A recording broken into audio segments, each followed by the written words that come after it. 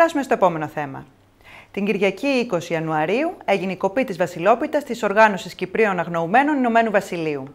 Πριν την κοπή της Βασιλόπιτας, πραγματοποιήθηκε μνημόσυνο για τους αναγνωριστέντες και ταφέντες αγνοουμένους και δέηση προς ανέβρεση των υπολείπων.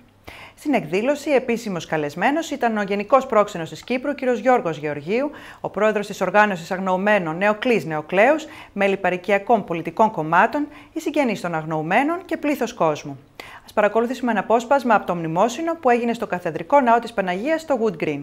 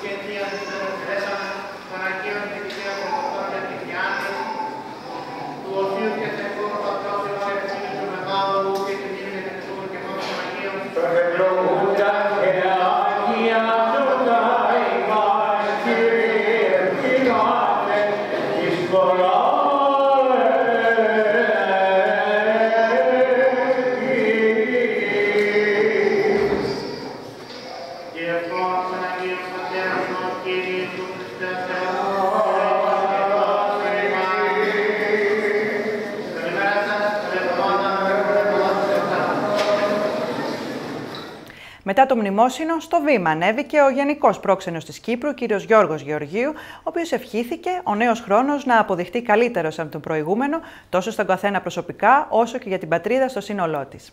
Επίσης, έκανε μια ενημέρωση για το πού βρίσκεται το θέμα των αγνοουμένων με τα τελευταία στοιχεία που διαθέτουν. Ας παρακολουθήσουμε ένα απόσπασμα από την ομιλία του. Αυτή τη στιγμή, το κυριότερο πρόβλημα είναι η πρόσβαση σε περιοχές τις οποίες ο κατοχικός στρατός έχει χαρακτηρίσει στρατιωτικές και όπου δεν επιτρέπεται ταφές, έστω και αν υπάρχουν σαφείς πληροφορίες για τα μένα οστά. Λόγω όμως της πίεσης από αποφάσεις, όπως αυτή που που περιέγραψα πιο πάνω, η Τουρκία διατείνεται ότι έδωσε άδεια για πρόσβαση σε 16 στρατιωτικές περιοχές, ενώ προβάλλει τη θέση ότι το καθολικό καθεστώς έχει δημιουργήσει ειδική επιτροπή ερευνών, στην οποία καλεί τον Κύπριους να δώσουν πληροφορίες για τα αγαπημένα τους πρόσωπα.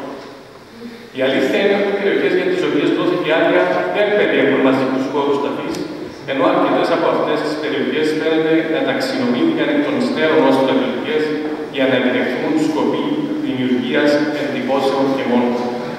Επίσης, σε ό,τι αφορά την υποτιθέμενη Επιτροπή Συλλογής Πληροφοριών ή Ερευνών, όπως την ονομάζει το κατοχικό καθεστώς, αυτή δεν προσθέτει κάποια αξία, αφού οι πληροφορίες τις οποίες διατείνεται ότι συλλέγει είναι ήδη από καιρού και τη γνώση του κατοχικού στρατού, ο οποίος επιμένει να μην συνεργάζεται.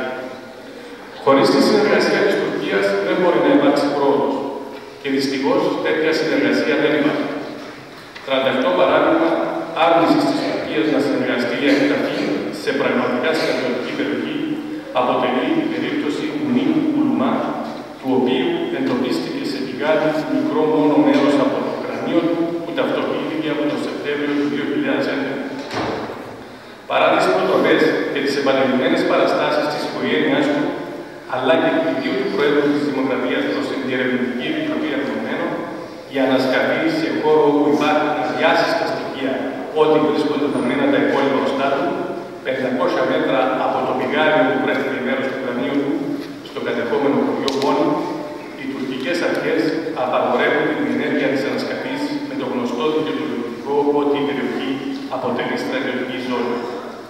Μια άλλη διάσταση της καθόλου απάνθρωπης και αντιμαραγωγικής τάσης της Τουρκίας είναι η μετακίνηση λειψάνων από μαζικούς χώρους ταφής, όπως έγινε στην Άχη, με αποτέλεσμα να σπαταλώνται ανθρώπινοι και οικονομικοί πόροι σε περαιτέρω γενετικές και ανθρωπολογικές εξετάσεις, καθώς από τις εκταφές εντοπίζονται μόνο υπολείμματα οστών και όχι πλήρη σκελετικά δείγματα. Περιττό δεν να σημειωθεί ότι το κόστος από τον ανθρώπινο πόνο των συγγενών των αγνωμένων που περιμένουν να ακούσουν νέα για τα αγαπημένα τους πρόσωπα είναι ανυπολόγιστο. Λόγω της εθνικούς ή της πλήρους απουσίας συνεργασίας της Τουρκίας, παρατηρείται ότι πέραν το 60% των περιοχών στις οποίες επιτρέπει τις ανασκαφές δεν εντοπίζονται οστά. Και ως αποτέλεσμα αυτού, πέραν του κόστους το οποίο έχω μόλις αναφερθεί, διαρρέει και πολύτιμος χρόνος σε βάρος πάντα της επώνυμης αναμονής των συγγενών. Αγαπητοί φίλοι, μέσα στο πλαίσιο αυτό των δυσκολιών, με βάση τα τελευταία στοιχεία από το πρόγραμμα εκταφών της Διερευνητικής Επιτροπής, έχουν γίνει οι ταυτοποιήσεις 269 Ιανουαρίου και 67 Δεκεμβρίου, δηλαδή 336 ατόμων συνολικά. Πέρσι, τέτοιο καιρό, ο αντίστοιχος αριθμός ήταν 249 Κύπριοι και 61 Τουρκοί. Είναι λοιπόν σαφές ότι υπάρχει πρόοδος. Ωστόσο, αυτή η πρόοδος γίνεται με πολύ αργά βήματα και τούτο οφείλεται κυρίως στην πιο πάνω αναφερόμενη στάση της τουρκικής πλευράς, της μη συνεργασίας. Σημειώνω ότι το σύνολο των υποθέσεων ενώπιον της Διερευνητικής Επιτροπής είναι 1.995, εκ των οποίων 1.473 αφορούν Ελληνοκύπριους και 502 Τουρκικούς. Απομένουν δηλαδή ανοιχτές ακόμα 1.651 υποθέσεις. Με τους ρυθμούς που γίνονται οι εκταφές και ταυτοποιήσεις, η πλήρης ολοκλήρωση αυτού του έργου θα διαρκέσει για μερικές δεκαετίες. Τούτο λεχθέντο, θα ήθελα να αναφέρω ότι ο Ελληνοκύπριος εκπρόσωπος στην Διερευνητική Επιτροπή για τους Ερευνωμένους, Δ. Άριστος Αριστοτέλους, σε τελευταία ενημέρωση που έχει προβεί, αναφέρει ότι στο πρώτο τετράμινο του 2013, αν όλα εξελιχθούν ομαλά, αναμένεται να υπάρξουν αποτελέσματα για περίπου 120 επιπρόσθετες περιπτώσεις αγνωμένων. Αυτό θα σημαίνει γεωμετρική πρόοδο, την οποία εγγυηθίζουν. Ο Δ. Αριστοτέλους σημειώνει επίσης ότι η συνεργασία με το ανθρωπολογικό εργαστήρι στη Βοσνία Ερζεγοβίνη, όπου πραγματοποιούν πλέον ταυτοποιήσεις, εξελίσσεται πολύ ικανοποιητικά και ήδη παραλήφθηκαν τα πρώτα αποτελέσματα από τα 281 σκελετικά δείγματα που είχαν αποσταλεί. Θα ήθελα να ευχηθώ και φαντάζομαι είναι ευχή όλων μας, όπως αυτά τα αισιόδοξα μηνύματα να αποδεικνύονται στην πράξη καθημερινά. Θα πρέπει στο σημείο αυτό να τονιστεί ότι η Διερευνητική Επιτροπή, ενώ επιτελεί ένα αξιοθαύμαστο έργο, αυτό Η Διερευνητική Επιτροπή διενεργεί μόνο εκταφές και ταυτοποιήσεις. Στους όρους εντολής της δεν περιλαμβάνεται η εξακρίβωση των συνθηκών κάτω από τις οποίες χάρηκαν οι εννοούμενοι μας. Κάτι που αποτελεί δίκαιο και διαχρονικό αίτημα της Επιτροπής Συγγενών Αγνωμένων. Μόνο με την πλήρη διερεύνηση των συνθηκών κάτω από τις οποίες χάρηκαν θα ικανοποιηθεί το παιδικό αίσθημα όχι μόνο των συγγενών, αλλά και ολόκληρου του λαού μας. Από την πλευρά της, η Κυπριακή Δημοκρατία, τόσο μονομερός, όσο και με την ουσιαστική στήριξη και συμβολή της του έργου της Διερευνητικής Επιτροπής, καθώς επίσης και με την οικονομική ενίσχυση που δίδει, αποδεικνύει την προσήλωση στη σταθερή της θέση η επίλυση αυτού του ανθρωπιστικού θέματος, παραμένοντας συνεπής στις δεσμεύσεις και τις συμφωνίες της. Δυστυχώς, παρόμοια στάση δεν ακολουθείται από την πολιτική πλευρά, η οποία για ένα μεγάλο διάστημα δεν παραδεχόταν καν ότι υπάρχει θέμα ενωμένο. Αγαπητοί φίλοι, επιτρέψτε μου να κλείσω, ευχόμενος όπως ο νέος χρόνος να αποδειχθεί πολύ καλύτερος από τον προηγούμενο, τόσο για τον καθένα μας προσωπικά, όσο και για την πατρίδα μας ως σύνολο. Ευχή μας παραμένει να δούμε τον τόπο μας ελεύθερο και επαναλαμβαμένο, όπου ο λαός μας θα μπορέσει να δράξει όλες τις ευκαιρίες για πρόοδο και προκοπή και να ζήσει μέσα σε συνθήκες ασφάλειας, ειρήνης και ευημερίας. Επιτρέψτε μου επίσης να ευχηθώ πως εντός αυτού του χρόνου να λειτουργούν οι ψυχές πολύ περισσότερων συγγενών των αγνωμένων μας, να ακούσουν νέα για την τύχη των αγαπημένων τους και να μπορέσουν επιτέλους να συνεχίσουν τη ζωή τους, γνωρίζοντας τι τους είχε συμβεί εκείνες τις μαύρες μέρες του καλοκαιριού του 1974. Προς αυτή την κατεύθυνση, καλώ την Επιτροπή Συγγενών να συνεχίσει να δουλεύει με τον ίδιο αποτελεσματικό τρόπο όπως σήμερα. Και εσάς, ως Κυπριακή Παροικία, όπου έχετε την ευκαιρία στους τοπικούς σας βουλευτές και άλλους παράγοντες, να μην διστάσετε να αναδεικνύετε το ανθρωπιστικό αυτό θέμα. Είναι η ελάχιστη οφειλή. Αν όχι προς αυτούς που προσέτρεξαν να σώσουν την πατρίδα από τον Αθήνα και σήμερα κομμούνται, τότε προς την ίδια τη δική μας ανθρώπινη συνείδηση. Χρόνια πολλά. Σας ευχαριστώ. Στη συνέχεια, ο πρόεδρος των Συγγενών Αγνοουμένων, οι συγγενείς, ο Γενικός Πρόξενος και πολλοί φίλοι έκοψαν τη Βασιλόπιτα στο διπλανό χόλ της Εκκλησίας του Αποστόλου Βαρνάβα και έψαλαν τα κάλαντα. Ας παρακολουθήσουμε το βίντεο. Να ψάλουμε τα κάλαντα. Αρχιμηνιά κι αρχή χρόνια, ψήμη μου δένω λιβάνια, κι αρχή καλός μας χρόνος, εκκλησιά μεταλλιώνος, αρχή που βγήκε ο Χριστός, Άγιος και πνευματικός, στη γη να περπατήσει και να μας καλοκαλήσει. Άγιος Βασίλης έρχεται κι όλους μας καταδέχεται.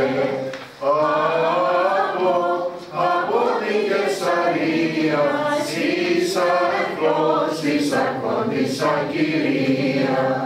Βάστα εικόνα και χάρτη, ζάχαρο κάτω ζυμώνει, χάρτη και καλαμάρι, δες και με το παλικάρι. Το καλαμάρι έγραφε, η μοίρα μου την έγραφε, και το χαρτί ομίλη, Άγιε μας καλέ Βασίλη. Όλα τα μαθαίνα και να σας πω τι παθαίνα. Τραγούδια δεν ξέρω, αντικρή μου να σε έχω. Σ' αυτό το σπίτι που ήρθαμε, πέτρα να μην ραγίσει, κι όλοι το κύρις του σπίτιου. Χρόνια πολλά να ζήσει. Χρόνια πολλά. Καλή χρονιά. Ευχόμαστε το νέο του 2013 να φέρει πρώτα απ' όλα σε όλη την κόσμο, ειρήνη, χαρά, όπως το Οικουμενικό μας Πατριαρχείο έχει ανακοινώσει φέτος, το 2013, χρόνος, έτος αλληλεγγύης όλων των λαών, να αυτό το αίτημα του Πατριαρχείου να αποχωρήσει και όλοι οι λαοί, οι κυβερνήσεις, όλοι μαζί να συνεργαστούν για να έχουμε έναν καλύτερο κόσμο να μπορέσουμε να ζήσουμε. Και η χώρα μας που ζούμε εδώ, με αρχηγό τη Βασίλισσα και τους λοιπούς κυβερνήτες και τον λαό, να ευημερήσει, όπως και η μεγάλη πατρίδα η Ελλάδα, η οποία όλοι λένε ότι έχει ξεπεράσει τα μεγάλα δυσκολίες και τώρα σιγά σιγά θα αρχίσει η ανάκαμψη, όπως όμως και η μικρή πατρίδα η Κύπρος, να βγάλουν ο κυπριακός λαός στις εκλογές να βγάλει τον καλύτερο πρόεδρο, όποιος και να είναι, και όλος ο λαός, η κυβέρνηση, όλες οι δυνάμεις του τόπου να συνεργαστούν για να ξεπεράσει τα σοβαρά προβλήματα που έχει ο τόπος και ο κυπριακός λαός να ξαναβρει την ελευθερία, προπάντως την ελευθερία, αλλά και την ειρήνη και την ευημερία που το αξίζει. Στη συνέχεια, ο πρόεδρος της Οργάνωσης Συγγενών Αγνοωμένων ενημέρωσε τους συγγενείς για τις ενέργειες της οργάνωσης σχετικά με την ανέβρεση των αγνοωμένων. Ας παρακολουθήσουμε τον κύριο Νεοκλέους. Θα συνεχίσουμε εμείς σαν Επιτροπή, θα συνεχίσουμε όλες τις προσπάθειές μας μέσα με την κυβέρνηση εδώ, με τους βουλευτές, με τους ευρωβουλευτές. Θα πάμε ξανά στο Συμβούλιο της Ευρώπης αν χρειαστεί. Ξέχασα να σας πω ότι και αυτό που έγινε στο Συμβούλιο της Ευρώπης είναι η Επιτροπή Υπουργών. Αναμένουμε και εξέλιξη στην Κοινοβουλευτική Επιτροπή του Συμβουλίου της Ευρώπης, όπου ο φίλος βουλευτής Jim Sheridan έχει αναλάβει το θέμα να στείλει έκθεση προς τη κοινοβουλευτική οργάνωση Συμβούλιο του Συμβουλίου της Ευρώπης το τι γίνεται με το θέμα όλων των αγνοωμένων στην Ευρώπη. Και μας έχει υποσχεθεί ότι ένα από τα κύρια θέματα που θα ασχοληθεί μαζί του είναι το δικό μας. Πολύ σύντομα θα έχουμε συνάντηση μαζί του και ελπίζουμε να προχωρήσουμε και από αυτή την κατεύθυνση. Κάτι άλλο, όταν πήγαμε, όπως ανέφερε ο Γιώργος στο Στρασβούργο, είδαμε πολλούς του Συμβουλίου της Ευρώπης, αλλά είδαμε και πολλούς ευρωβουλευτές διαφόρων κομμάτων, χωρών και αυτοί μας υποσχέθηκαν ότι θα πιέσουν ακόμα περισσότερο την Τουρκία. Είχε ανασταλεί όλες οι συνεργασίες με την Τουρκία όσον αφορά θέματα Κυπριακού τους τελευταίους 6 μήνες που προείδρευε η Κύπρος, αλλά μας υπόσχεθηκαν ότι θα υπάρχει και εκεί κάποια συνέχεια. Εδώ είμαστε πάντα, θα παρακολουθούμε τις εξελίξεις και θα εργαζόμαστε για να πάει επιτέλους να προχωρήσει αυτή η κατάσταση, αυτό που όλοι επιθυμούμε, να μάθουμε τι έχει γίνει η δική μας και επιτέλους να τελειώσει αυτό το μαρτύριο. Απλώς να σας ανακοινώσω, χωρίς να γιορτάζουμε, δεν γιορτάζουμε το γεγονός, διότι δεν πρέπει να είμαστε εδώ. Σήμερα, αυτό το χρόνο, διανύουμε το 30ο χρόνο από τότε που η οργάνωσή μας έχει δημιουργηθεί. Δημιουργήθηκε το 1983 και βρισκόμαστε σήμερα 2013 και ακόμα υπάρχουμε. Άλλοι γιορτάζουν όταν παραμένουν για τόσα χρόνια. Εμείς λυπούμαστε, διότι μαζί με την οργάνωση μένει και το πρόβλημα. Θέλουμε κάποια μέρα αυτή η οργάνωση να αυτοδιαλυθεί, διότι δεν θα υπάρχουν πλέον αγνώμενοι. Εδώ να σας αναφέρουμε ότι ολόκληρη την εκδήλωση θα την παρακολουθήσετε προσεχώς από το Hellenic TV.